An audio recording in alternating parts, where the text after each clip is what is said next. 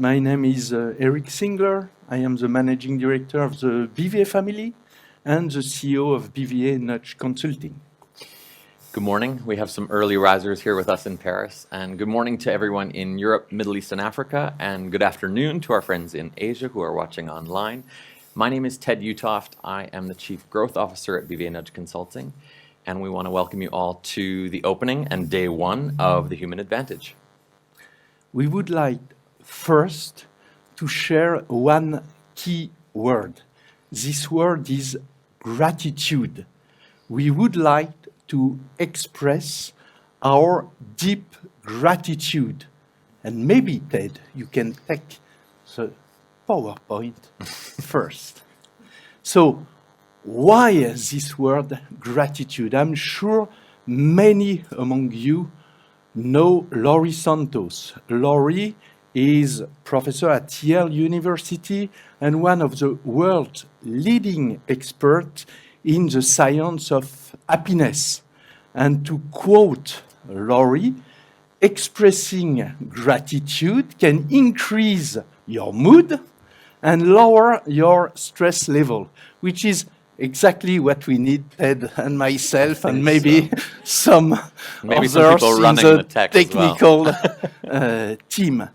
And more than this, expressing gratitude can create happiness to those who receive it and also to those who give it. So we'd like to start this 2 days event by expressing our gratitude to create happiness, maybe a little bit more happiness for all of us. First off, we want to express gratitude to our keynote speakers. We have an incredible panel of speakers you'll see over the next 2 days. I think we could say they are indeed the cream of the crop, I might say, or Eric might say the creme de la creme of the academic world of behavioral science, and you'll be hearing from them throughout the next 2 days. Also, we want to say thank you to our amazing panel of the top practitioners of applied behavioral science. You're going to hear from people from the public sector. You're going to hear from people in a number of different commercial settings who are applying behavioral science to their jobs every day. They're going to be sharing case studies with you over the next 2 days.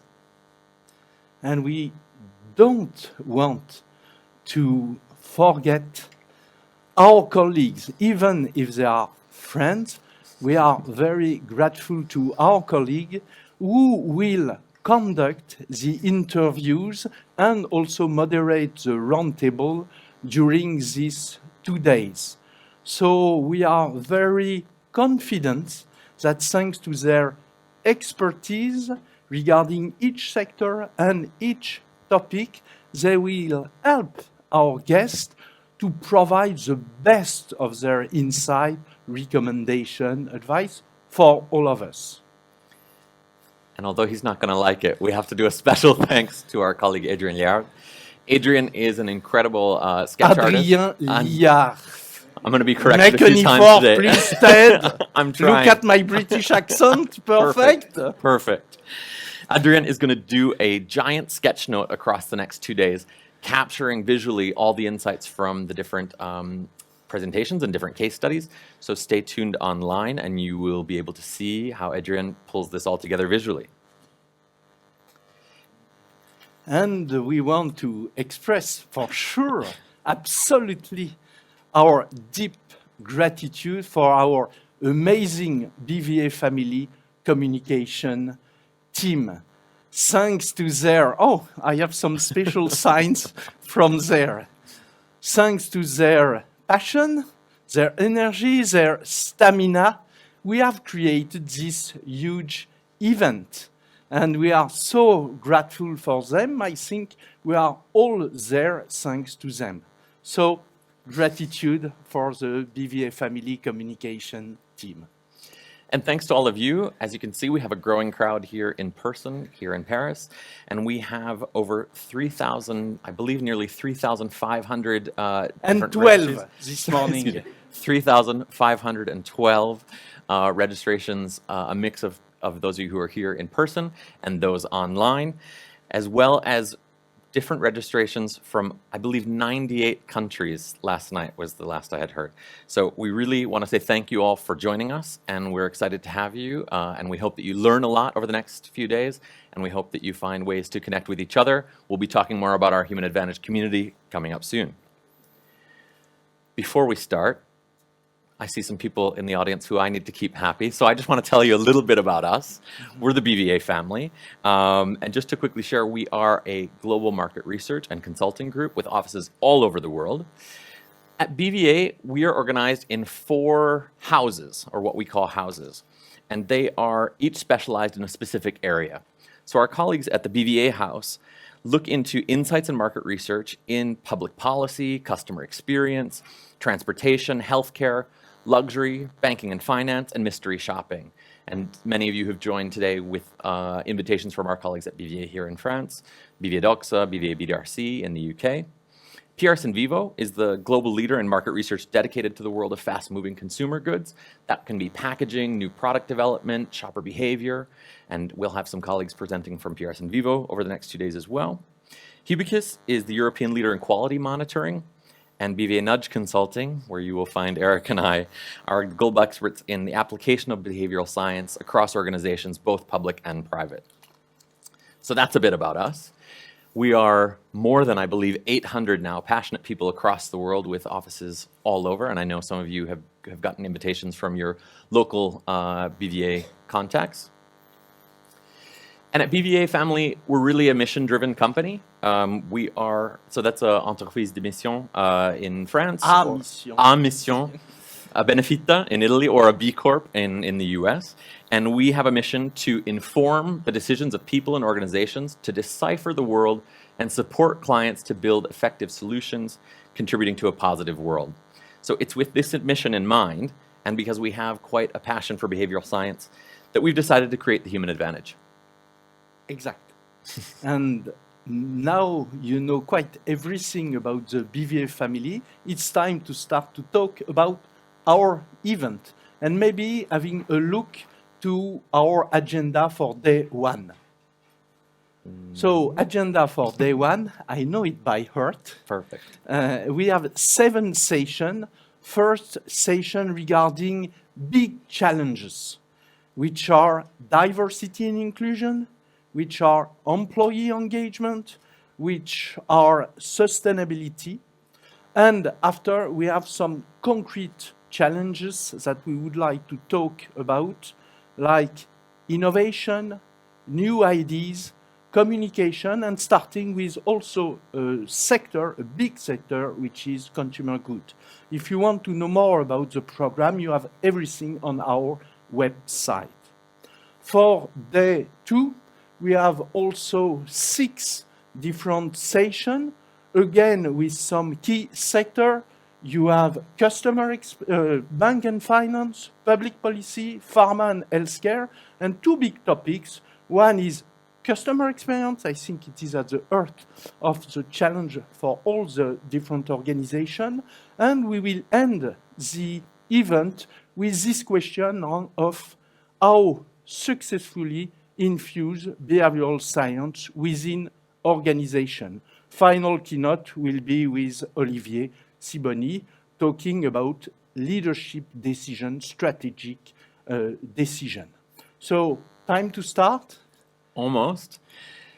Let's just talk quickly about a few technical things because I know the vast majority of you are logged in online. At the end of each roundtable, there will be a 10-minute question and answer. To ask your questions, you just use the YouTube live chat to the right side of the video.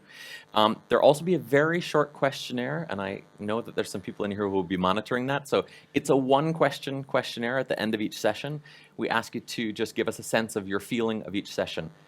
We are very excited about emotion at BVA Family, so we want to be able to measure that emotion over time and across the different sessions. If you have any questions, if you're having any problems connecting online, do send us an email to contact@thehumanadvantage.com. And to interact with us live, if you're on Twitter, you can tweet and you can use the hashtag #TheHumanAdvantage. And join the community. We are going to create the Human Advantage community, and we are just on time. Perfect timing. Start. So let's start now with our opening keynote for day one with Professor Cass Sunstein. I think many of you are familiar with his work or his books or his reputation. You'll get an introduction to Professor Sunstein from Eric at the beginning of the session. Thanks so much.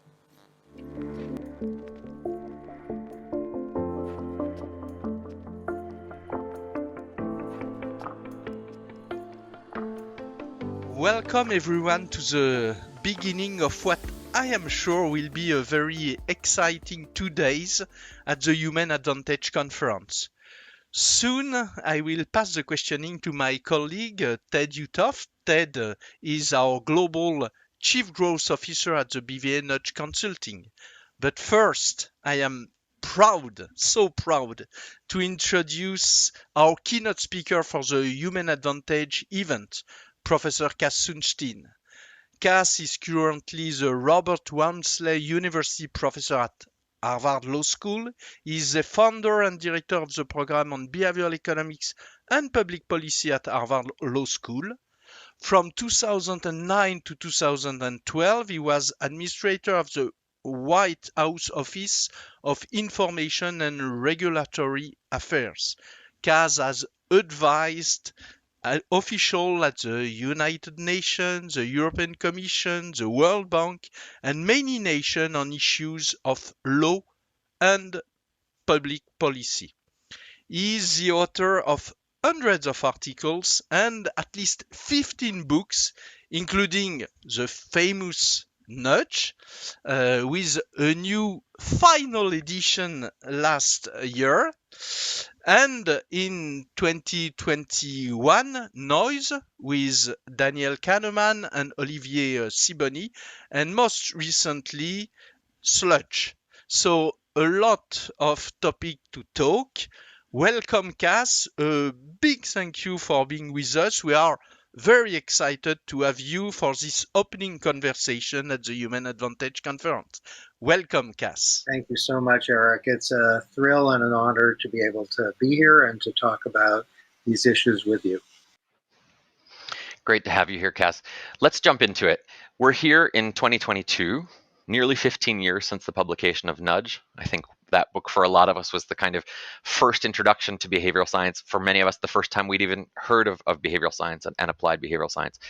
There are now more than 200 public organizations in the world applying behavioral science to improve public policy, including governments in the UK, in America, in Singapore, Canada, Australia, France, and global organizations like the United Nations and the OECD.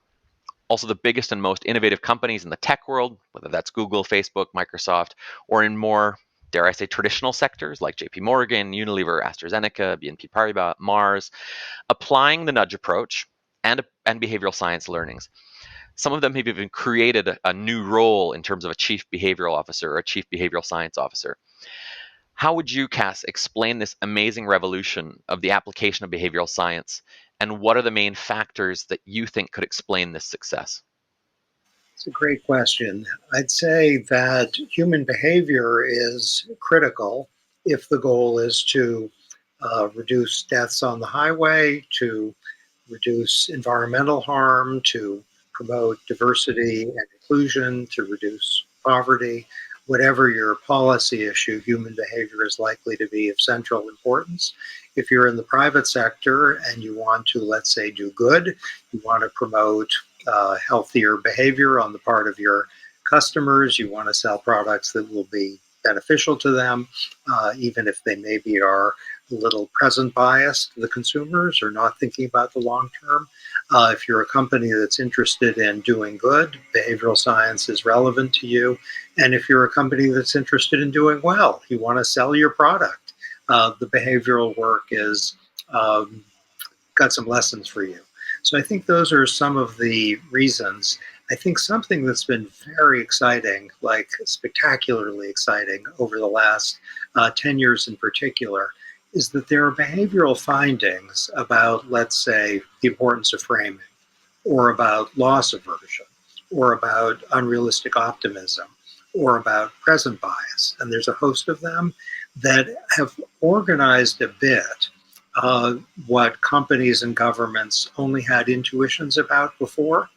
And the intuitions might have been wrong, exactly wrong, or the intuitions might have been kind of vaguely right, but we didn't have a framework or a term or data to organize the intuitions.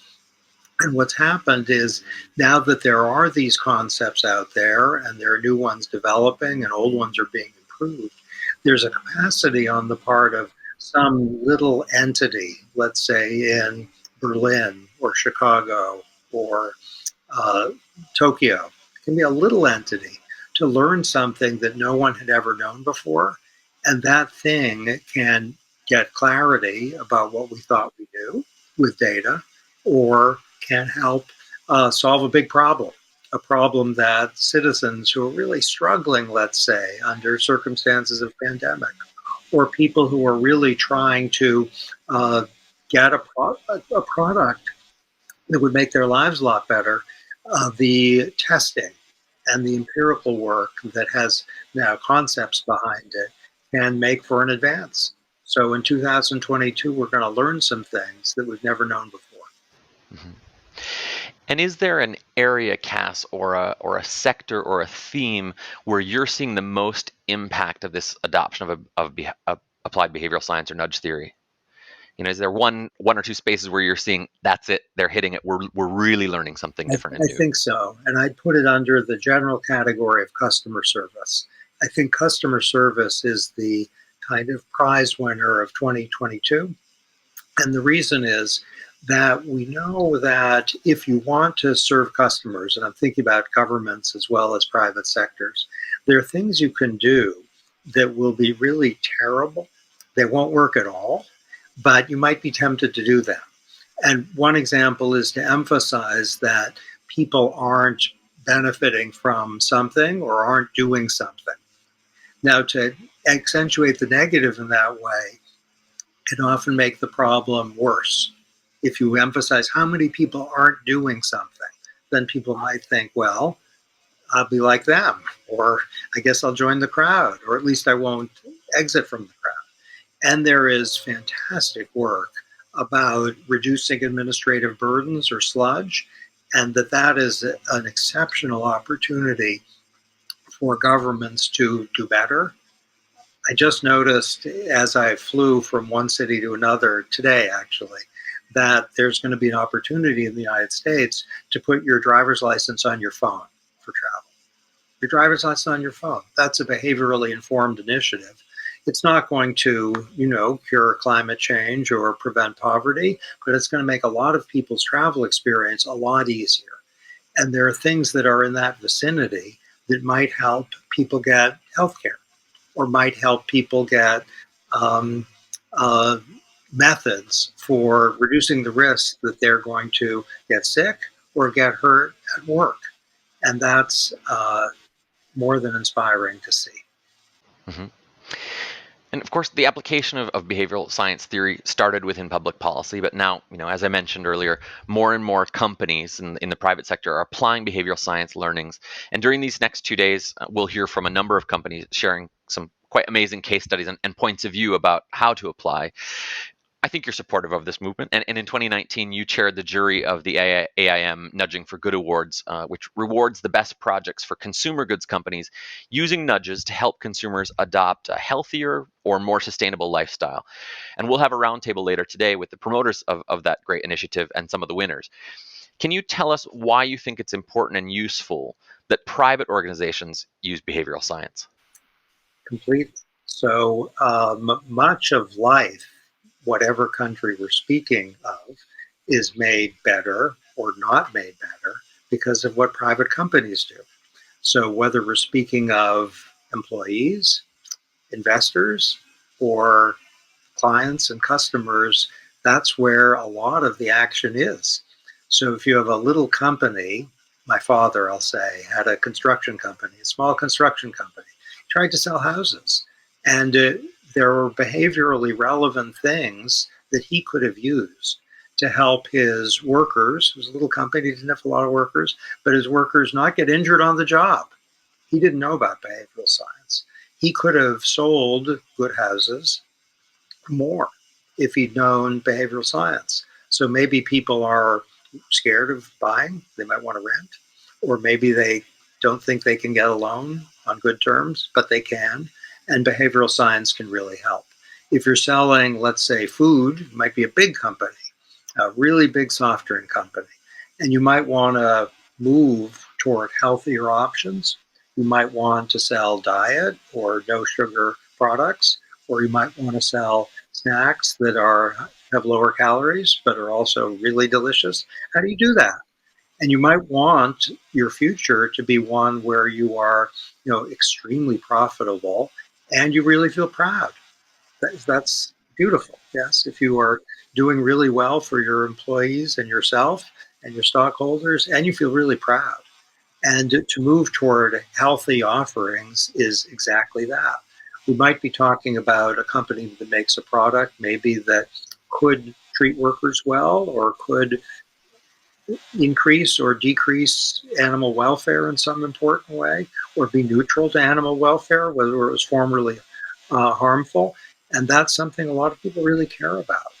And to use behavioral science, either by framing something in a way that people understand and appreciate, or, and this I think is Olympic gold for behavioral science, making the better choice the easier choice. That's why, by the way, customer service is a 2022 winner.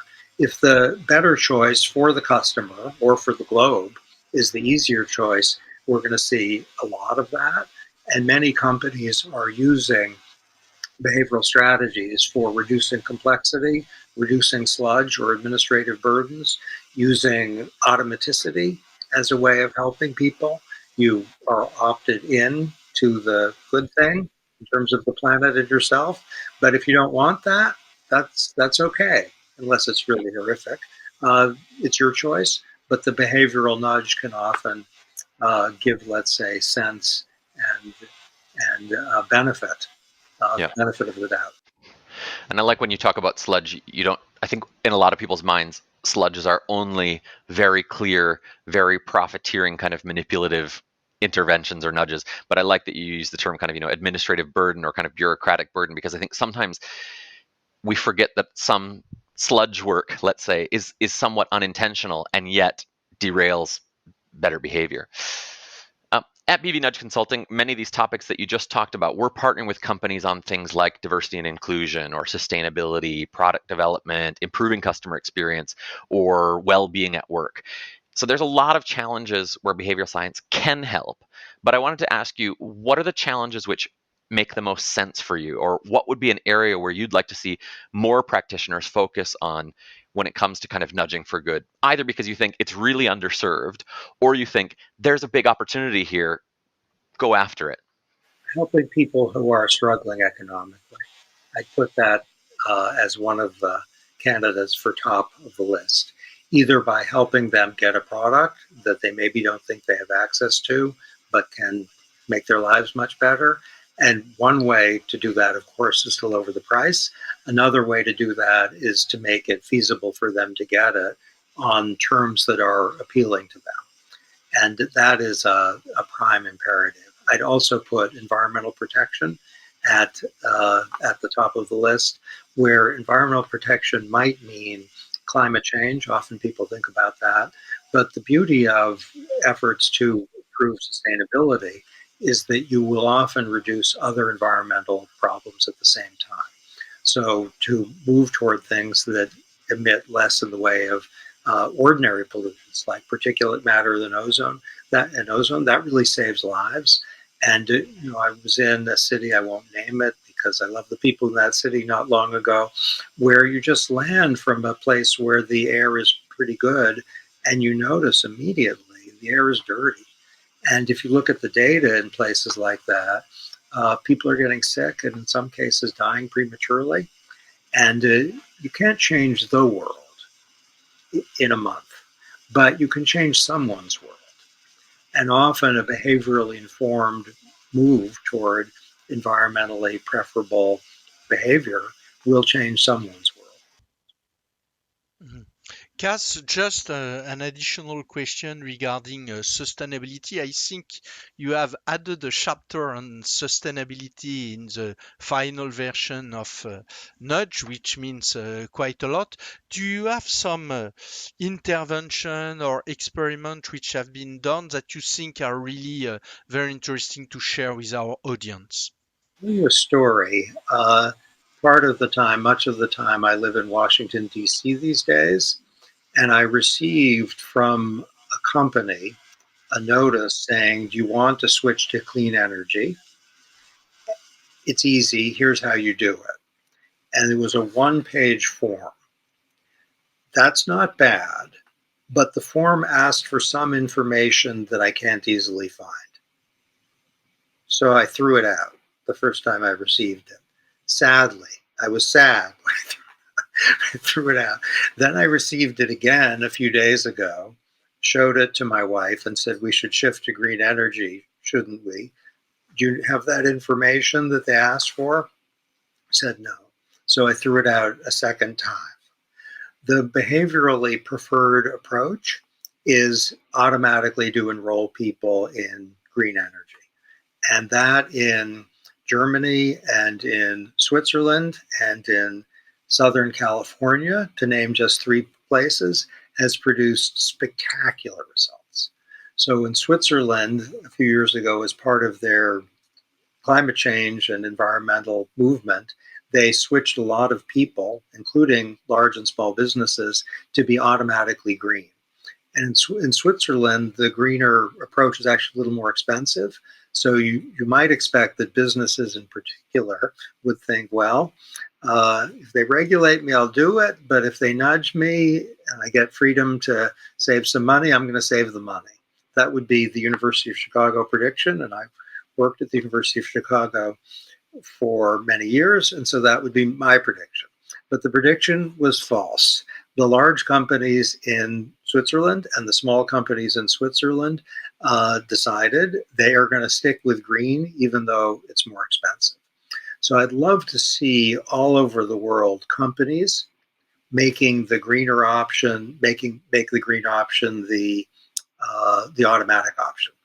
Yes, so the expectation would be that companies at least would care about profits, and if they can opt out of a more expensive option, that's exactly what they do. But the finding is that in Switzerland, the vast majority of small companies, medium-sized companies, and large companies stuck with the environmentally better default. They decided to stay with it rather than to maximize profits. And that is the behavioral prediction that companies would believe that, well, it's a little creepy to opt out of the environmentally preferred option. And the data suggests that the effect on the environment is so strong and positive that it crushes the costs. The benefits well exceed the costs. And this is something that companies can do without any government, and lots of them are. They automatically enroll people in green energy. And some people in companies are thinking, if we have the legal and the economic means to do that, then that's exactly what we should do. And that's large scale. That can have a very big effect on environmental quality in whole nations.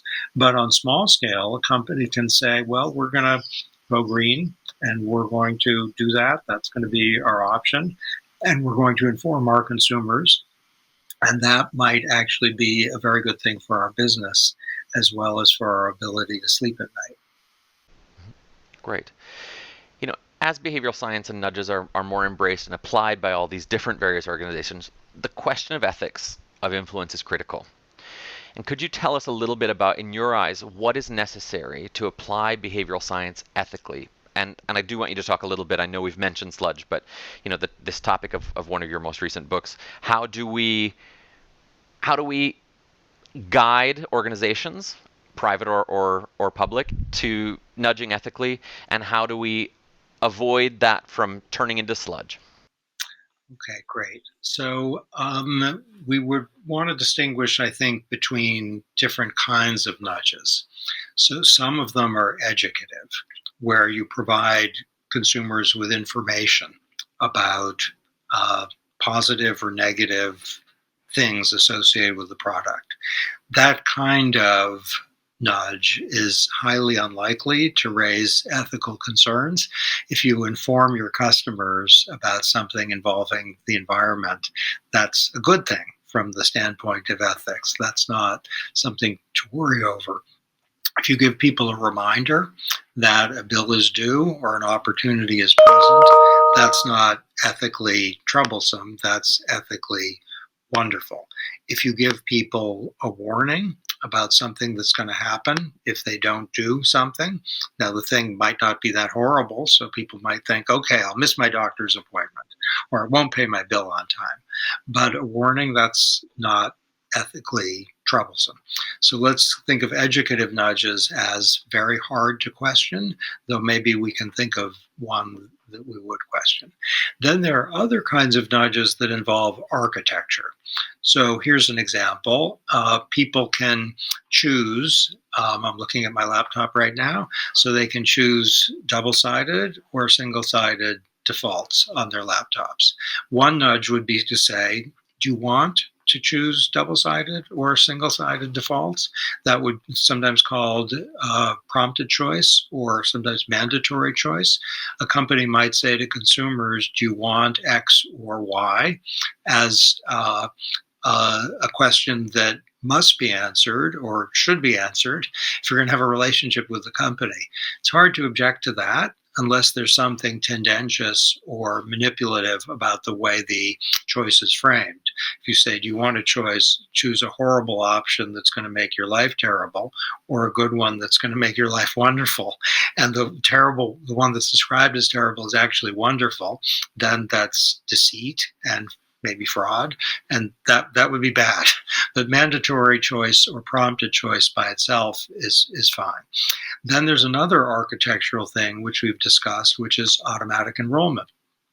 And if you're automatically enrolled in something that it's in your interest to be automatically enrolled in, that's not ethically problematic, but you had better be told about it. So with respect to architectural nudges, transparency and disclosure are really important, and so that people have clarity that they can opt out and that they are their consent is real. There's been some discussion in various parts of the world, both for private companies and for governments, about things called dark patterns, which are manipulative actions that are designed to take people's money or time away. And here's an example of a dark pattern where there are fees that are hidden, that aren't visible, and that are real, and that violates the transparency requirement. Or when you buy a product, you're automatically buying 3 other things, and you don't really know about that. That use of automaticity is ethically very troublesome. So a lot of those auto enrollments and ongoing subscriptions that people are unaware of, et cetera. Yeah. Exactly. So this wouldn't be a good objection to automatic enrollment as such. It would be a good objection to automatic enrollment where people don't have clarity that they've been automatically enrolled in certain things. So we really want to have a kind of Bill of Rights for nudging where we'd require that the nudges be in the interest of the people who are being nudged and that they are consistent with the values of the people who are being nudged. We want to make sure that existing human rights are not being compromised in any way. We want to make sure that the nudges aren't things that are hidden or opaque. We want to make sure that people have clarity about them. I think we need a principle against manipulation, that manipulation is the English word verboten. Okay, that's the German word, but that's the right word. Manipulation should be taboo, and we need to figure out what manipulation is. But the nudges that we approve and we observe are the opposite of manipulative. If you are educated about the risks associated with a product, that's not manipulating you. If you are given automatic enrollment in something with framing that is deceptive or emotionally evocative, and without transparency about what the thing really will do to or for you, that is manipulative. Is there in your mind, Cass, an area or a sector that you have a little concern about, where you feel like the adoption of kind of applied behavioral science or nudge theory could be used in the wrong way? And I know that could be in any area or any industry, but is there one that keeps you a little on edge? Yeah. So I'll talk about a sector and then I'll talk about an instrument. So the sector is social media, and the use of social media, uh, social media's engagement with nudging and behavioral science to promote more and more clicking and more time online is, I think, a problem. And it's a problem, of course, insofar as very young people are spending time being manipulated often to click and click and click and click. That's not so good. It's a problem insofar as we see the spread of misinformation or disinformation. That's a very serious problem. And it's broadly a problem insofar as we see time engaged on the platform as the thing that's being maximized. The reason is, this is going to be slightly technical, but pre-behavioral economics emphasized revealed preferences as the kind of gold standard. So if people are buying something or going somewhere or doing something, that's their revealed preference, and that's the gold standard. What behavioral economics and behavioral science have shown is that that's not the gold standard, that people might be getting addicted to something, or they might be unrealistically optimistic, so making a choice that's terrible, or they might be focused on the short term rather than the long term. And that's why they end up making certain consumption choices. So the revealed preference is not the gold standard. Let's put that in large font and put it on the back of every gas-powered and electric vehicle. Insofar as we're trying to maximize engagement on social media, they are using pre-behavioral economics thinking about what's to be maximized. And that can be terrible, can make people's lives worse. So that I really do worry about as a domain in which in this very beautiful world where behavioral science is often making for improvements, this is not the ideal use. The mechanism is use of algorithms. So we can use algorithms to promote something. And what might be promoted is engagement, or it might be sales, or it might be anything at all. And the use of algorithms to promote those things has the same problem as the focus on engagement or clicks has for social media. So if you use an algorithm, let's say, to press hard into certain people, certain product offerings, and let's say, those people aren't adequately informed, or those people are, let's say, suffering from a behavioral bias, you know that because the algorithm's really smart. Then the use of the algorithm exploits ignorance and behavioral bias rather than what nudges are supposed to do, which is to supply information where it's lacking and to counteract a behavioral bias in a way that improves people's lives. So I don't have the kind of horror of algorithms that some people do. They can be fantastic. They can save lives. They are saving lives. They fly airplanes. They help doctors. They're in many ways the greatest thing since sliced bread, in some ways better than sliced bread. Still, they can create terrible problems if they are used in a way that maximizes something that really isn't what we should be focused on maximizing. Great. And Cass, I'm going to ask one last question before I hand back to Eric. But with our audience in mind, many of whom are passionate about behavioral science and nudge, but might be working in a corporate or commercial organization or a government where may not yet be a specific budget or team for applying behavioral science. How would you encourage them to make those kind of early moves to incorporating behavioral science into the work that they do? What a great question.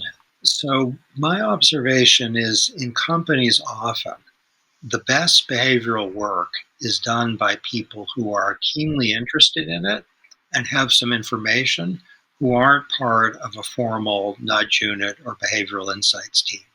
They might be people who are involved in sales or marketing or in product development even.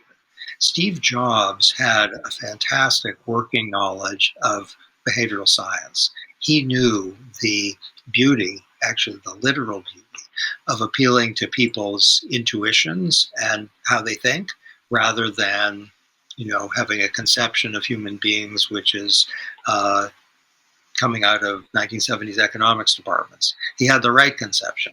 And there are people everywhere, really, who can use behavioral science knowing, for example, that people are loss averse. That's relevant. Or knowing that complexity can be much more devastating to consumers or employees than anyone intends. So if you take a form that is 7 pages and turn it to 1 page, you reduce a time tax on people, and that can make people more productive, they enjoy their days better, and they're going to like your product and their job more. Okay, thanks so much, Cass. It's always great to have the opportunity to get your insight. It's really wonderful. Before we go, we would love to get your prediction for the future of behavioral science as a field, and maybe what do you think the future looks like, and anything you are excited or hopeful about, and maybe one warning or watch out. Okay, great. So what I'm most excited about is the proliferation of work that draws on the book Scarcity by Mullinathon and Shafir to design better private and public actions. And that is a fantastic book. And I think its amazingness is clearer every week. The basic thesis of the book is that each of us has limited bandwidth in our heads. Even if we're really, really smart, each of us has limits. And if you are poor or busy or hungry or old or sick, then the bandwidth problem is going to be more serious. And this is relevant to companies as much as to governments who are working with and trying to help and sometimes trying to sell to all of these groups. Scarcity of attention, scarcity of bandwidth is a new frontier, and it emphasizes the imperative of reducing administrative burdens, increasing simplification, making communication very, very easy. I was recently dealing with a government, I won't tell the country, that had a new website to help people make certain kinds of choices. It could have been a private entity, it happened to be a government. And the people who designed it are amazing. They're engineers, and if you're not an engineer or a specialist, this website in its kind of early incarnation was a nightmare. It was just too hard. And the engineers didn't think about behavior or scarcity. As it was redesigned with the help of behavioral science experts, it's really good. Anyone can use it. It's kind of fun. And cognitive scarcity isn't a problem for people. So I think that's a big frontier.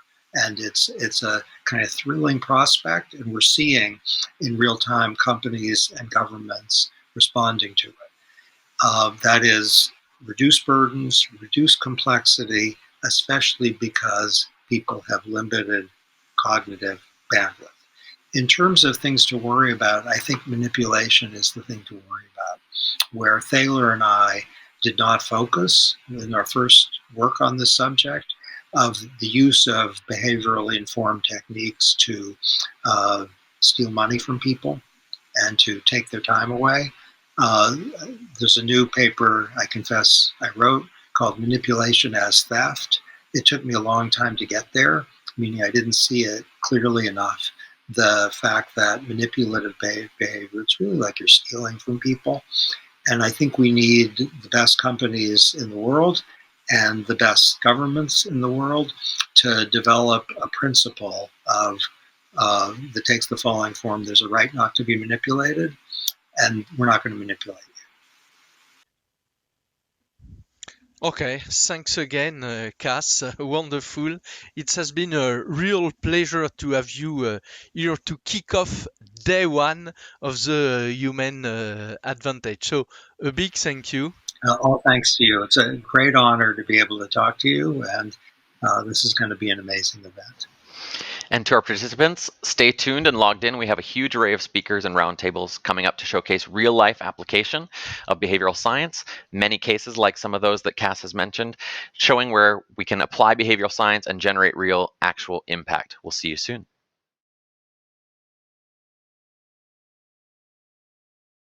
Great. So we were really happy and excited to speak with Professor Sunstein. Obviously, he would be one of the kind of mega superstars of behavioral science, and I think he's really left us with a lot of interesting things to think about. And even how he's kind of re-looked at his own thinking and his own writing as we've seen behavioral science applied across the public and private sector.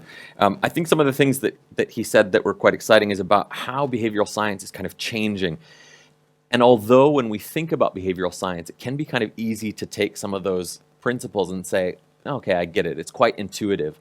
But what we're finding from governments and from organizations applying behavioral science is that it's more than intuition, and that by kind of becoming more global and seeing more companies or governments or charities applying behavioral science, we're getting more and more data and more clarity on how these different heuristics and biases are adapting and changing behaviors. I think it's also inspiring how he talked about ways in which we can use behavioral science for good and for helping, and that's a lot of what we do at BVA, is looking at communities or people who are in some sort of economic struggle, and I think we know right now that may be a lot of us. I'm American, but I live in London, and I have been informed that my utility bill is going to increase by about 7 times this winter because of energy costs.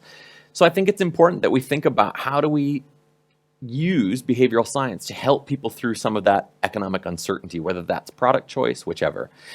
Also, I think what's interesting is he talked about kind of the Olympic gold of behavioral science would be making better choices the easier choice, whether that's a healthier choice, a more sustainable choice, and making that happen quicker.